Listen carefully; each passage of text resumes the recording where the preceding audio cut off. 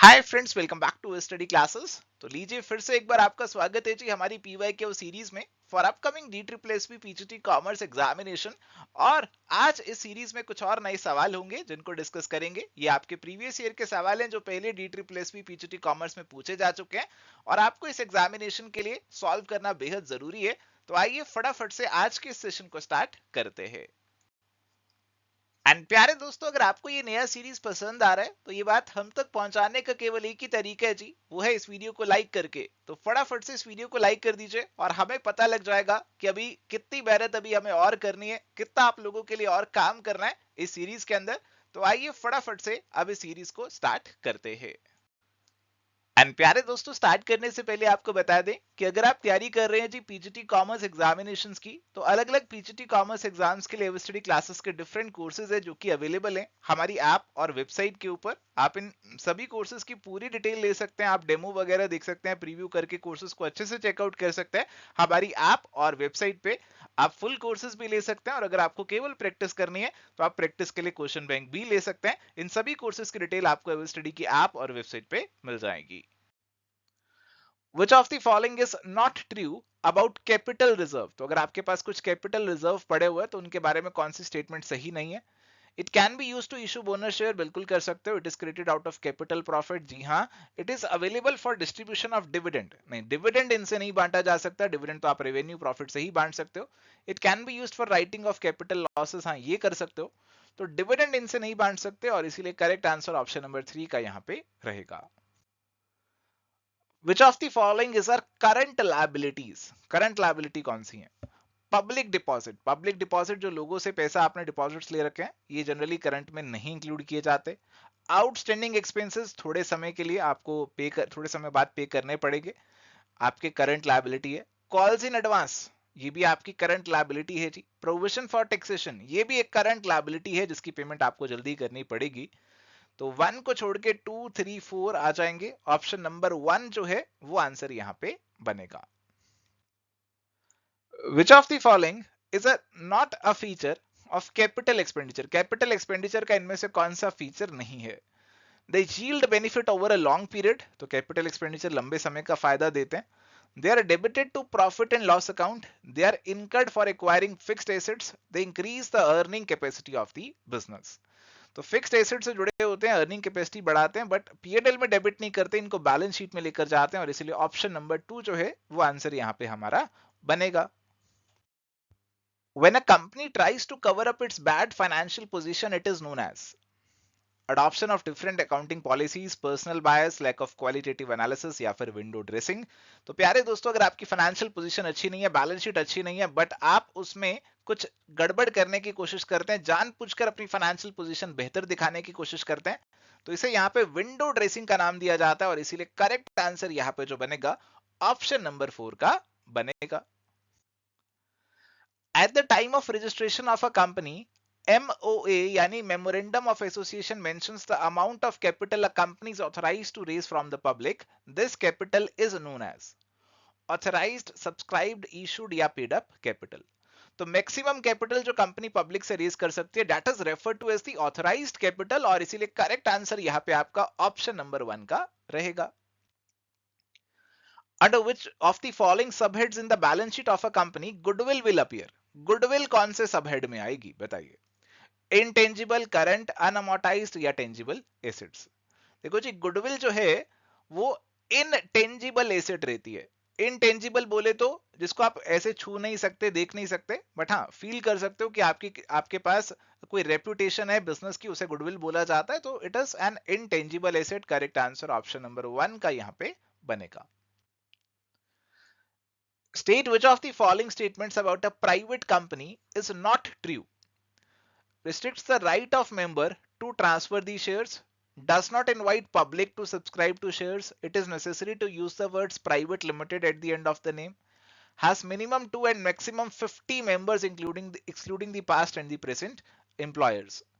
तो प्यारे दोस्तों, प्राइवेट कंपनी के अंदर रिस्ट्रिक्शन तो देखने को मिलता है जी, प्राइवेट लिमिटेड वर्ड भी लगाने पड़ते हैं, बट जो मिनिमम मेंबर्स हैं वो 2 हैं, मैक्सिमम 200 तक यहाँ पे हो सकता है, 50 नहीं हो सकते, 200 तक हो सकता है और फॉर दिस रीजन हमारा जो ऑप्शन नंबर 4 है वो यहाँ पे करेक्ट बनेगा।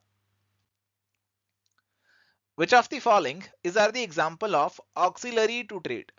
ऑक्सिलरी टू ट्रेड बेसिकली आपके कुछ ऐसे फैक्टर्स है जो कि आपकी ट्रेड को असिस्ट करते हैं, ट्रेड में मदद करते हैं। इसके अंदर जो भी आपकी सर्विसेज है ना, बिजनेस सर्विसेज, वो सारी आ जाती हैं। एडवर्टीजमेंट, इंश्योरेंस, बैंकिंग, इंटरमीडियरीज, ये सभी लोग प्यारे दोस्तों कहीं ना कहीं हमारी जो ट्रेड है ना उसको असिस्ट कर रहे होते हैं, बढ़ावा दे रहे होते हैं, उसमें मदद कर रहे होते हैं, और ये सभी को कहीं ना कहीं आप ऑक्सिलरी टू ट्रेड मान सकते हो। करेक्ट आंसर ऑप्शन नंबर 2 जो है वो यहाँ पे बनेगा। Which of the following activities is not the economic activity? Economic activity मतलब आप कुछ कमाने के लिए वो एक्टिविटी कर रहे हो। Farmer growing rice for his own consumption, a teacher teaches in the school and get salary, a factory owner produces school bag for sale in the market, a made serves at home in return of money. तो 2, 3, 4 में तो clearly आपको पैसे का angle दिख रहा है, but first वाले में कोई पैसे का एंगल नहीं है, और इसीलिए यही आंसर यहाँ पे बनेगा।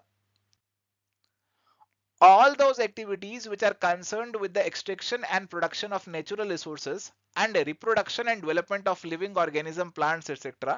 come under manufacturing industry, primary industry, secondary industry या फिर एक्सट्रैक्टिव इंडस्ट्री।